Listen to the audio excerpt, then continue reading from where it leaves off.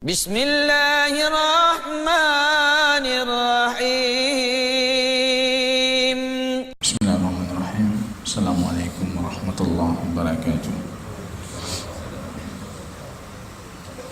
Alhamdulillah nahmaduhu wa nasta'inuhu wa nastaghfiruh wa na'udzu billahi min shururi anfusina wa sayyiati a'malina. May yahdihillahu fala mudilla lahu wa may yudlil fala hadiya lahu. Asyhadu an la ilaha illallah wahdahu la syarika lahu wa asyhadu anna Muhammadan abduhu wa rasuluh wa safiyuhu min khalqihi wa khaliluh Muhammadin sallallahu alaihi wasallam wa ala alihi wa sahbihi al-kiram. Yaqul rabbuna jalla sha'nuhu fi muhkami tanzilih, ya ayyuhalladzina amanu ittaqullaha haqqa tuqatih wa la tamutunna illa wa antum muslimun. Kaum muslimin dan muslimat sidang jamaah salat subuh yang dirahmati dan diberkahi oleh Allah Subhanahu wa taala. Pujian kita tiada hentinya, senantiasa kita panjatkan kehadirat Allah. Di pagi yang penuh keberkahan ini kembali Allah memberikan kita taufik, istita'ah, kemampuan, hidayah, sehingga kita bisa menggerakkan tubuh dan langkah kita menunaikan satu faridah Allah. Ketika kita membuka kembali awal dari surat Al-Ghashiyah, hal ataka hadithul ghashiyah wujuhu yawma idzin khashi'ah amilatun nasibah. Rupanya di dalam surat ini Allah mengungkapkan dua kondisi dan tidak ada kondisi ketiga. Besok di hari kiamat, hubungan kita dengan usaha dan amal yang kita lakukan di dunia. Allah mulai hal ataka hadithul ghashiyah wujuhu yawma idzin khashi'ah. Rupanya ada wajah-wajah besok di hari kiamat, wajah itu penuh dengan rasa takut, penuh dengan rasa penyesalan. Wujuhu yawma idzin khashi'ah amilatun nasibah. Capek mereka bekerja, nasibah, berusaha dengan luar biasanya, tapi yang mereka dapatkan adalah ketakutan dan penyesalan. Bekerja untuk dunia kita capek, bekerja untuk akhirat kita capek. Tapi orang yang bekerja untuk dunia, Allah mensifatkan dalam surat Al-Ghashiyah, amilatun nasibah, capek, dan mereka akan capek kembali besok ketika mereka dibangkitkan. Dan bekerja untuk akhirat di penghujung surat Al-Ghashiyah, lisa'iha radiyah. Akan tapi ada orang yang kedua, mereka bekerja untuk Allah, bekerja untuk akhirat, ketika berada di hari akhirat lisa'iha radiyah, mereka dalam kondisi ridha dan diridhai terhadap usaha mereka. Para ulama menafsirkan diridhai radiyah, mereka ridha ketika Allah memberikan balasan. Nanti kita lihat ada 8 balasan selanjutnya. Fi jannatin 'aliyah, di surga yang tinggi. Kemudian apapun yang Allah siapkan di surga disebutkan di dalam surat Al-Ghashiyah ketika Allah berbicara tentang balasan amal dan usaha yang diridhai. Sebagian para ulama menafsirkan dengan penafsiran yang kedua. Ini penafsiran yang lebih menarik dan lebih memotivasi. Mereka mengatakan lisa'iha radiyah, terhadap usahanya mereka ridha, itu dikarenakan karena mereka sudah memaksimalkan dan menyempurnakan usaha. Ini penting dalam ilmu psikologi. Ketika kita sempurnakan usaha, walaupun hasil kita dapatkan bukan seperti yang kita harapkan, kita sudah hilang rasa penyesalan. Apalagi kalau hasil yang kita dapatkan melebihi ekspektasi ketika kita melakukan sesuatu, pasti radiyah. Ada yang ikut tes ini, tuh ikut tes itu, kemudian selesai tes tidak lulus. Dia menyesal kenapa tidak lulus, bukan karena tidak lulusnya dia menyesal, Tapi dia menyesal karena kenapa dia tidak berusaha dengan sungguh-sungguh sehingga dia lulus. Ini kondisi yang luar biasa besok di hari kiamat. Rupanya kita buka lain Al-Quran, ayat-ayat lain mengungkapkan banyak sekali orang yang menyesal ketika di akhirat karena mereka lupa memaksimalkan kehidupan dunianya untuk akhirat. Ya Allah, kembalikan kami ke dunia supaya kami bersedekah. Ya Allah, kembalikan kami ke dunia supaya kami menunaikan salat. Ya Allah, kembalikan kami ke dunia supaya kami menunaikan hak Allah dan hak hamba-hamba Allah. Itu kondisi sangat menyedihkan. Ini disebutkan oleh Allah amilatun nasibah. Jadi jamaah rahimani wa rahimakumullah, selepas kita berbicara surat Al-Fatihah dengan konsep tauhid yang ada di dalamnya, di sana mengungkapkan 5 sifat Allah dan 5 tindakan yang harus kita barengi terhadap sifat Allah yang 5 tadi. Allah Ar-Rahman, Ar-Rahim, Malik Yawmiddin, Allah Ar-Rabb, Allah Malik, Allah wa Allah Rahman, wa Allah Rahim. 5 sifat Allah kita ikuti dengan 5 tindakan manusia.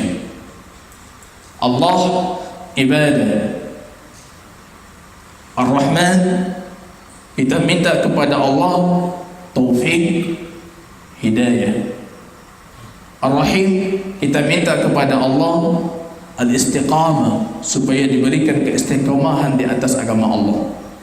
Rabb kita minta kepada Allah al-isti'anah, kita minta pertolongan Allah karena Allah itu Rabb, Tuhannya semesta alam dan Tuhannya manusia. Maliki Yawmiddin karena Allah itu Al-Malik, maka kita minta supaya usaha yang kita lakukan di dunia itu radiyah besok di hari kiamat.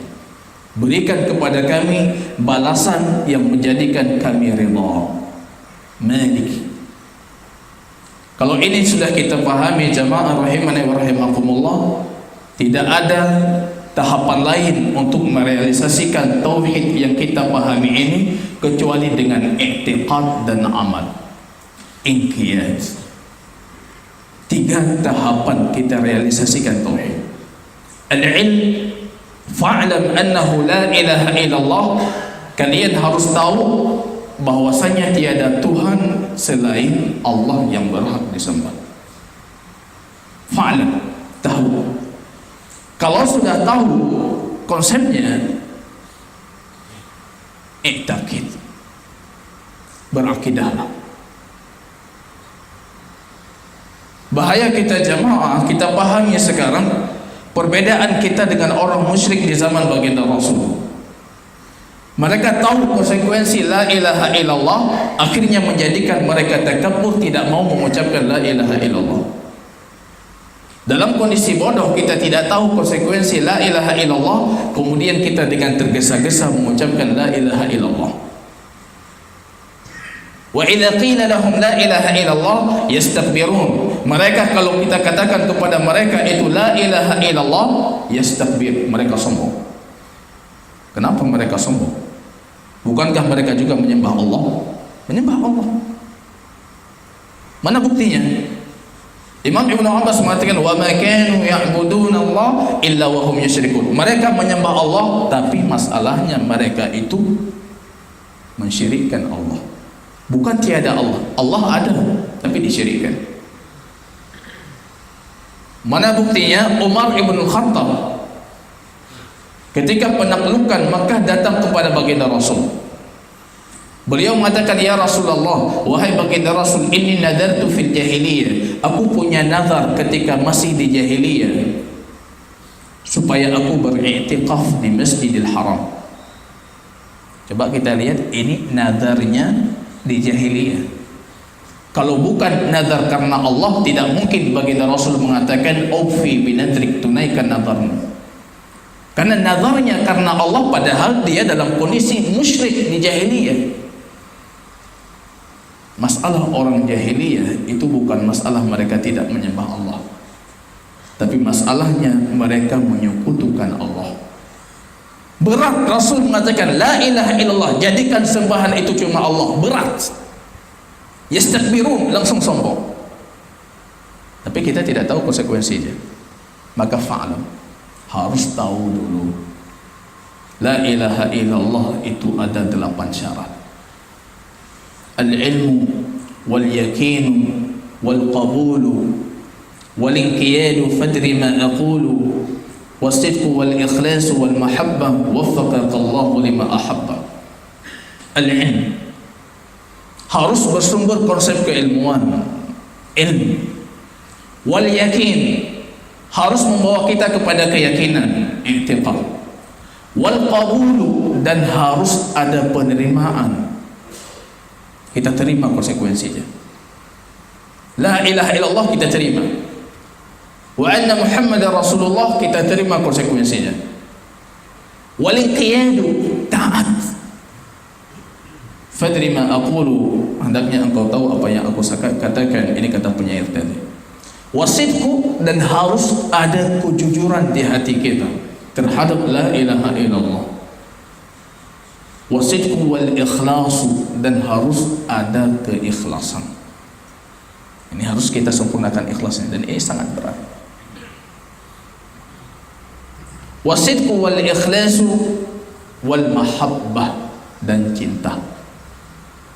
Waffaqakallahu lima ahabba, semoga Allah memberikan kita taufik untuk apa yang Dia cintai.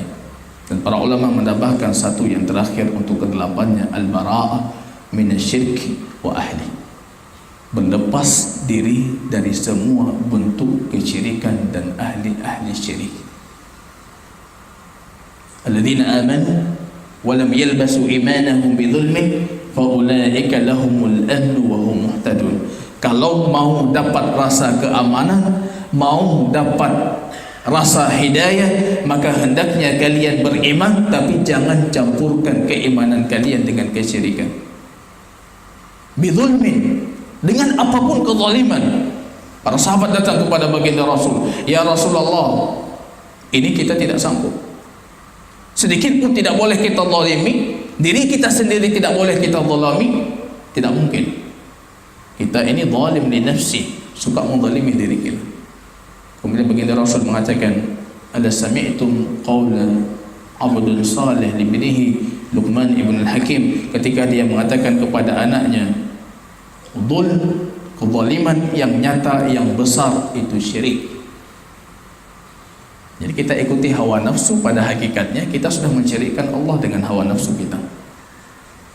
Kita mensyirikkan Allah dengan harta, kita mensyirikkan Allah dengan dinar dan dirham. Maka keluar hadis baginda Rasul, ta'isa abdul dinar, ta'isa abdul dirham, celaka hamba dinar, celaka hamba dirham, wa ta'isa abdul qamisa, celaka hamba-hamba yang selalu mengikuti yang tren dari pakaian-pakaian yang baru.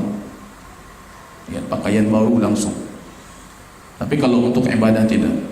Ta'isa, celaka dia, celaka. Ini zulm. Kita syirikkan Allah walaupun dalam kondisi bukan syirik besar. Mau dapat rasa keamanan, itu sesuai dengan bagaimana kita merealisasikan nilai tauhid. Makin bagus nilai tauhid, makin rasa aman, makin mendapatkan hidayah. Makin kurang rasa aman, makin kurang mendapatkan hidayah. Akhirnya kita tidak pernah hidup dalam kondisi tenang.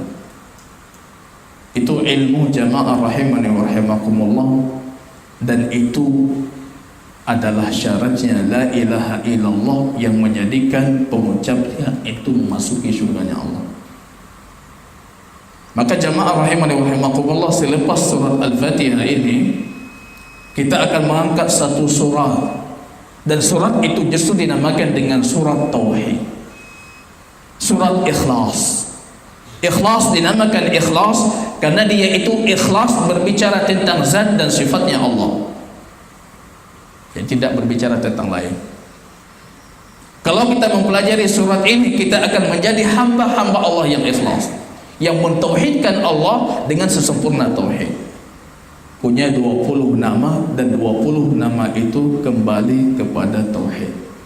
Surat At-Tabri'ah, surat Al-Mubarri'ah, surat At-Tauhid, surat At-Tajrid, surat At-Tafrid, surat An-Nisbah, itu semuanya artinya tauhid. Datang Amr ibn Tufail, seorang musyrik yang masih sangat muda, datang kepada baginda Rasul mengatakan, "Ya Muhammad, laqad faraqta jama'ana." Dakwahmu ini sudah menjadikan kekeluargaan kami orang-orang Quraisy ini hancur dan retak. Gara-gara kamu kami ini sudah berpecah belah. Dan lihat dakwaan ini hari ini digulirkan lagi.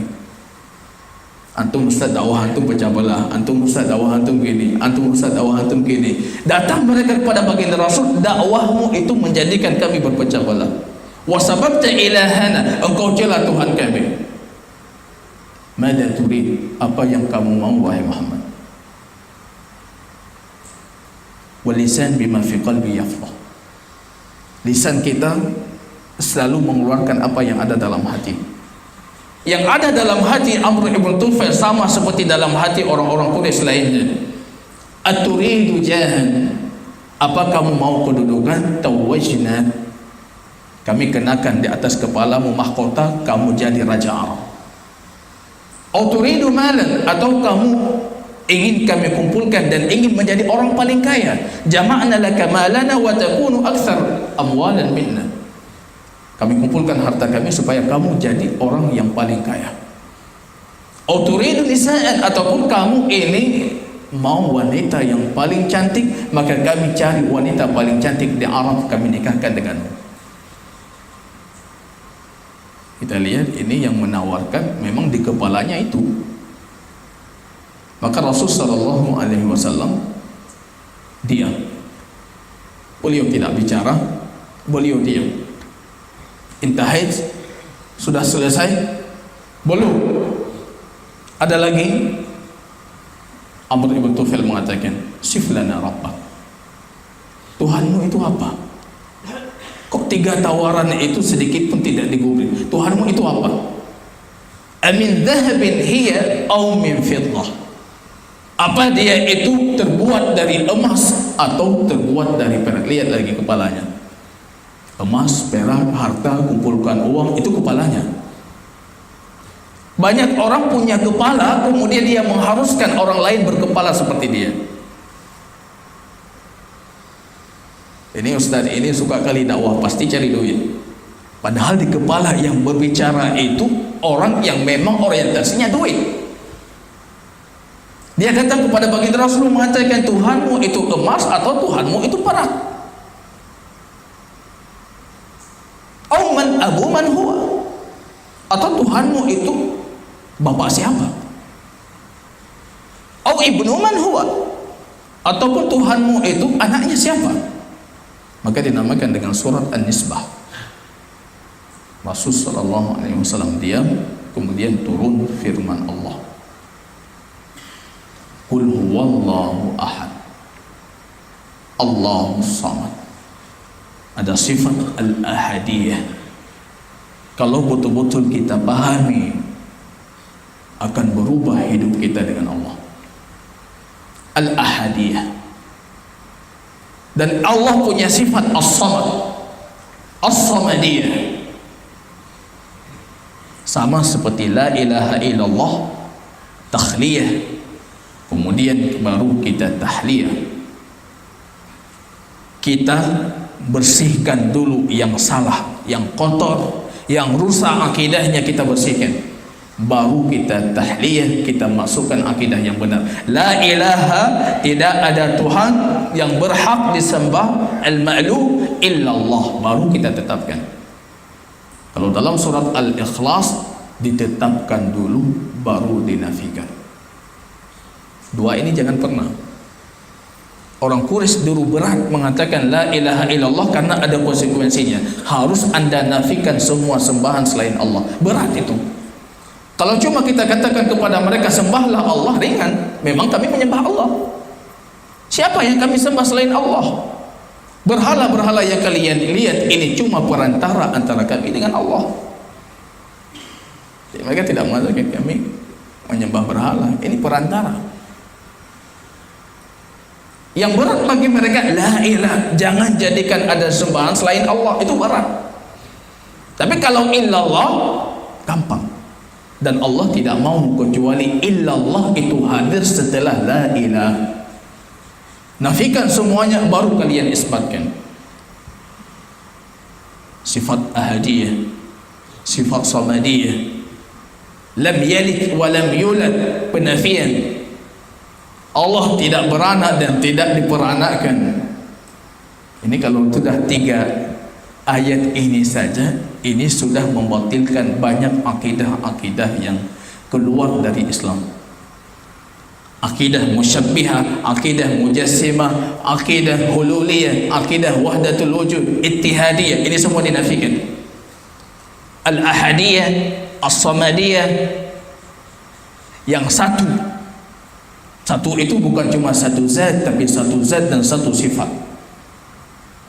Allah maha basir, maha melihat, kita juga melihat, tapi jangan kalian sangka penglihatan kalian sama seperti penglihatan Allah. Allah punya sifat ahadiyah dalam penglihatannya. Kita berilmu, Allah alim, maha berilmu, tapi keilmuan Allah punya sifat ahadiyah. Tidak ada satupun makhluk yang bisa menyerupai keilmuan Allah. Ini semua sifat Allah. Baru dinafikan lam yalid, tidak ada anak untuknya, dan dia tidak beranak, dan dia bukan diperanakkan. Walam yakul lahu kufuwan ahad, dan dia tidak punya sekutuan yang semisal, yang serupa dengannya, apapun itu. Ini jemaah surat yang sering hari ini kita remehkan. Kalau imam kita membaca qul huwallahu ahad, yanpu imam quluhu, selalu qul huwallahu ahad. Dulu dalam hadis Imam Muslim, rupanya ada seorang sahabat diutus oleh baginda Rasul supaya untuk berangkat dengan satu pasukan sariyah. Kalau sariyah pasukan, baginda Rasul tidak ikut. Kalau ghazwah pasukan, baginda Rasul ikut. Sariyah berangkat pasukan ini. Rupanya komandan pasukannya setiap salat rakaat kedua selalu ditutupi dengan qul huwallahu ahad. Pertama entah apa beliau baca, yang kedua tetap qul huwallahu ahad. Jamaahnya para sahabat yang lain merasa keberatan. Kenapa nggak ada surat lain? Datang mereka kepada komandannya mengatakan, kami ingin surat lain. Jangan cuma qul huwallahu ahad. Alam tahfadhu ghairaha? Apa engkau tidak punya surat lain selain qul huwallahu ahad? Ini sering kita yang mengatakan nyanpu quluhu sabi, nyanpu ka quluhu lo, nyantungkunya pasti quluhu. Natakallal, kita beranggapan kalau quluhu itu punya nilai yang sangat sedikit dibandingkan dengan surat-surat lain. Datang mereka, apa engkau tidak menghafal surat lain? Bukan, aku menghafal surat lain, tapi aku menyukai quluhu. Pulang, pasukannya mengadu kepada baginda Rasul, ya Rasulullah, pemimpin kami setiap salat pasti dia mengakhiri rakaat keduanya dengan quluhu, quluhu, quluhu. Bahkan kadangkala dia cuma membaca quluhu. Rasul memanggil. Ini menunjukkan kalau mengkhususkan membaca quluhu tidak sunnah. Rasul memanggil. Ma hamalaka ala hadza? Apa menjadikanmu sehingga engkau selalu mengakhiri dengan quluhu? Orang itu mengatakan fa innaha sifatur rahman. Jadi kalau imam itu suka membaca quluhu, harus tahu alasannya. Bukan karena membaca quluhu di rakaat kedua itu sunnah, tapi karena saya membaca quluhu dan itu sifat Allah Ar-Rahman, dan saya menyukai sifat-sifat Allah. Ini ma'rifatullah penting. Saya menyukai sifat-sifat Allah. Baginda Rasul mengatakan, kalau engkau menyukainya, maka ketahuilah kalau Allah mencintaimu.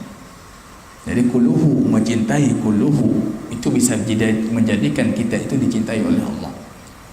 Dalam kasus yang lain, rupanya ada satu wilayah di kota Madinah, mereka punya masjid dan imam mereka setiap mulai salat mulai dengan quluhu. Ini lain lagi kalau tadi diakhiri, kalau beliau memulai membaca qul huwallahu ahad, kemudian beliau membaca surat-surat lain.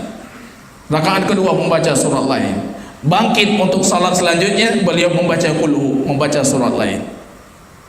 Kaumnya juga mengeluh, Rasulullah, imam kami tidak punya surat kecuali qul. Maka saya katakan jangan anggap remeh. Ada orang selain kita, mereka paham tentang sifat Allah, membaca qul karena memang kecintaannya terhadap sifat Rahman. Jauh dalam hadis Imam Muslim, yataqallu, para sahabat itu merasa qul ini sedikit sekali. Kok qul sedikit saja? Kenapa enggak surat-surat yang panjang?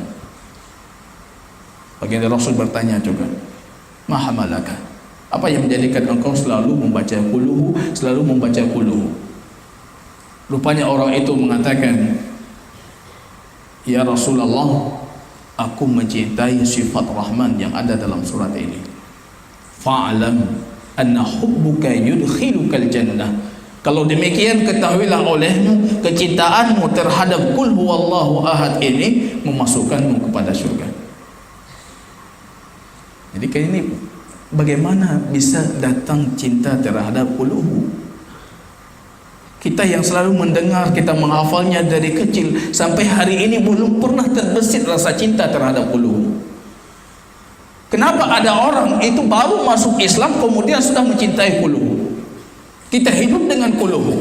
Bahkan sunnahnya baginda Rasul sebelum tidur qul. Di penghujung salat qul. Salat 2 rakaat fajar qul.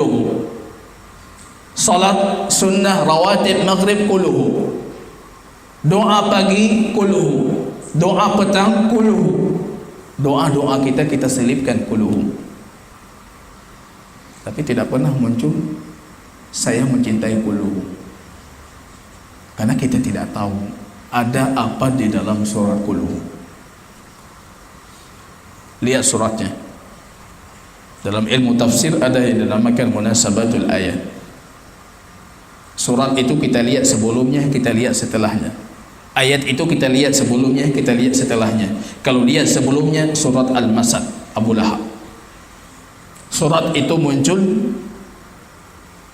surat Abu Lahab itu muncul di awal-awal baginda Rasul mengumumkan kenabian dan kerasulannya.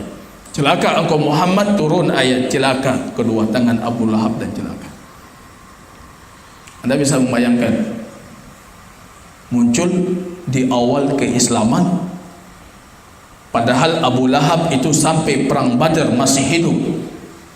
Tapi tidak pernah sedikit pun Abu Lahab mengatakan kepada baginda Rasul, Muhammad, aku masuk Islam. Coba anda bayangkan kalau Abu Lahab datang mengatakan aku masuk Islam, padahal Allah sudah mengatakan Abu Lahab itu celaka. Pasti orang-orang akan mendakwakan Muhammad itu berdusta. Dia mengatakan Abu Lahab itu celaka, padahal dia sekarang sudah masuk Islam. Dan itu tidak terjadi dengan mukjizatnya Al-Quran. Kalau dia datang kepada baginda Rasul dalam kondisi munafik, Muhammad aku masuk Islam, artinya surat Al-Lahab itu batil. Tapi kita tahu tidak pernah sedikit pun terbesit di hati Abu Lahab supaya mendakwakan kalau dirinya masuk Islam. Yang muncul apa? Para ulama mengatakan Al-Masad ini seperti muqaddimah untuk surat qul. Allah tetapkan dalam surat Al-Masad, kalau ketetapan Allah itu pasti dan ketetapan Allah tidak berubah. Allah sudah menetapkan Abi Lahab ini celaka dan dia pasti celaka dan tidak akan pernah berubah ketetapan Allah. Kalau kalian sudah tahu ketetapannya demikian, kalian harus tahu siapa pemilik ketetapan itu. Qul huwallahu ahad. Ini kalau kita lihat surat sebelumnya. Kalau kita lihat sesudahnya, rupanya aplikasi dari nilai tauhid qul huwallahu ahad. Qul a'udzu birabbil falaq, qul a'udzu birabbin nas. Doa pagi kita 3 qul ini, doa petang kita 3 qul ini. Qul a'udzu birabbin nas, minta perlindungan Allah, qul huwallahu ahad, dari semua kejahatan dan keburukan diri kita. Ini coba kalau kita lihat 3 surat ini. Kalau kesalahan dalam, keburukan dalam, itu qul a'udzu birabbin nas. Kalau kejahatan luar, keburukan luar, qul a'udzu birabbil falaq. pada siapa kalian beristi'adzah, minta perlindungan? Qul huwallahu ahad. Ini kalau kita lihat munasabah. Kita lihat sebelumnya, setelahnya, menunjukkan bagaimana keagungan dan kebesaran qul hu. Fa innaha thuluthul Quran. Ketahuilah olehmu, karena qul hu itu sepertiga Al-Quran. Sepertiga apa? Sekali kita baca, dua kali kita baca, tiga kali kita baca, seperti kita membaca dalam zikir pagi dan petang, kita seolah-olah sudah membaca Al-Quran sempurna. Ada yang bertanya, pahalanya sama tidak dengan membaca Al-Quran? Tidak sama. Karena kalau kita membaca Quran sempurna, pahalanya akan terhitung setiap huruf. Satu huruf 10 kebaikan, satu huruf 10 kebaikan. Tapi kalau qul huwallahu ahad 3 kali, ini pahalanya sama seperti kita membaca Al-Quran tanpa dikali lipatkan. Jadi 3 kali sama pahala dengan satu Al-Quran, tapi tanpa lipatan. Kalau kita membaca Al-Quran dari pertama sampai akhir An-Nas, itu setiap hurufnya dilipat 10, dilipat 10. Kalau makin tinggi nilai Ikhlas, makin tinggi nilai lipatan, sampai 700, sampai 7.000, sampai 70.000 dalam beberapa hadis baginda Rasul sallallahu alaihi wasallam. Sulusul Quran. Dalam hadis yang lain, man qara'aha 10 marrat, siapa yang membacanya 10 kali, dia dimasukkan surga Allah. 10 kali. Qul huwallahu ahad. Kita lihat saja salat fajar kita, maghrib kita, kemudian zikir pagi kita 3 kali, zikir sore kita 3 kali, sempurna 10 kali. Adkhalahu Allahul jannah, Allah memasukkannya ke dalam syurga. Rasul masuk masjid melihat seseorang berdoa, ya Allah, fa inni as'aluka bi annaka, karena engkau ya Allah al-ahad, yang punya sifat ahadiyah, wa antal wahidus samad, dan engkau itu tempat kami bergantung, walam yalid walam yulad, dan engkau tidak pernah diperanakkan dan tidak pernah beranak, walam yakul laka kufuwan ahad, dan tidak punya sesuatu yang semisal zatmu sedikit pun. Allahumma gfirli, ya Allah ampunkan aku. Ini kalau kita baca doanya, mulai dengan qul hu, kemudian kita minta ya Allah ampunkan aku. Baginda Rasul melihat yang mengatakan faqad sa'alallah bismihil azam, dia sudah minta kepada Allah dengan nama Allah yang agung. Alladzi idza da'ahu istajab, kalau dia minta demikian pasti Allah mengabulkan doanya. Faqad ghafarallahu lahu, sungguh Allah sudah mengampuninya. Jadi kalau tidak tahu, malam-malam hari kita bangun bermunajat dengan Allah, berbisik dengan Allah, kemudian kita mengatakan kepada Allah, ya Allah antal ahad, engkau itu punya sifat ahadiyah, wa antal wahidul samad, dan engkau yang satu-satu dan hanya satu-satunya tempat kami bergantung. Ini bentuk tadharrur, ibadah yang paling besar dan paling sering hilang dari kaum muslimin, tadharrur. Esakan Allah, katakan Allah engkau itu cuma tempat kami bergantung, kami tidak pernah bergantung kepada siapapun dan kepada zat apapun kecuali dirimu. Tunjukkan kefakiran kita di hadapan Allah, pasti dikabulkan. Anta samad, lam talid walam tulad walam yakun laka kufuwan ahad, engkau tidak beranak dan engkau tidak diperanakkan. Allah dalam hadis Imam Bukhari mengatakan, kadzdzabani ibnu Adam, anak Adam ini suka mendustaiku, wa syatamani ibnu Adam, dan mereka paling suka mencelaku. Hadisnya hadis kursi. Kemudian baginda Rasul sallallahu alaihi wasallam dengan wahyu Allah melanjutkan hadis kursinya, wa amma kadbuhu iyaya, bagaimana mereka mendustakanku, mereka mengatakan fa inna ibtida'i la yumkin i'adati, aku sudah ada, tidak mungkin Allah mengembalikan kembali ciptaanku. Itu kita mendustai Allah. Wa amma syatmuhu iyaya, adapun celaannya untukku, kata Allah, fa innahum yaqulun anna li waladun wa laysa li walad, mereka mengatakan aku punya anak Orang musyrikin di zaman baginda Rasul mengatakan para malaikat itu anak perempuan Allah. Orang Yahudi mengatakan Uzair itu anaknya Allah. Orang Nasrani mengatakan Isa ibnu Maryam itu anaknya Allah. Mereka mencela aku, kata Allah. Mereka mengatakan aku punya anak. Fa anna Allahul Ahad, aku Allah al-ahadiyah, yang tidak ada makhluk yang semisal denganku pada zatnya dan tidak semisal denganku pada sifatnya. Wa anna samad, aku tempat bergantung. Tempat bergantung, zat yang tidak berlubang, tempat bergantung. Lam alid wa lam ulad, tidak beranak dan tidak diperanakkan. Walam akun kufuwan ahad, dan aku tidak punya yang serupa dan semisal denganku. Ini jamaah rahimani wa rahimakumullah sebagai mukaddimah. Pada pertemuan ke depan kita akan coba mengkaji, mengupas dari ayat pertama tentang sifat ahadiyah Allah.